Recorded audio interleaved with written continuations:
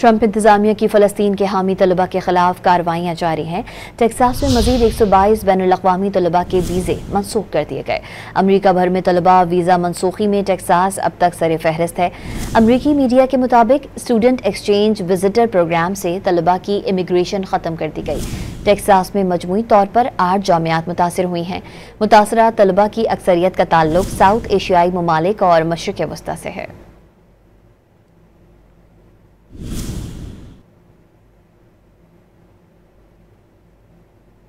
Trump इंतजामिया की फ़लस्तीन के हामी तलबा के खिलाफ कार्रवाइयाँ जारी हैं। टेक्सास में मजीद 122 बैनुल-अक़वामी तलबा के वीज़े मनसूख कर दिए गए। अमरीका भर में तलबा वीज़ा मनसूखी में टेक्सास अब तक सरे फहरिस्त है। अमरीकी मीडिया के मुताबिक स्टूडेंट एक्सचेंज विजिटर प्रोग्राम से तलबा की इमिग्रेशन ख़त्म कर दी गई। टेक्सास में मजमूई तौर पर 8 जामियात मुतासर हुई हैं। मुतासरा तलबा की अक्सरियत का ताल्लुक साउथ एशियाई ममालिक और मशरिक़ वस्ता से है।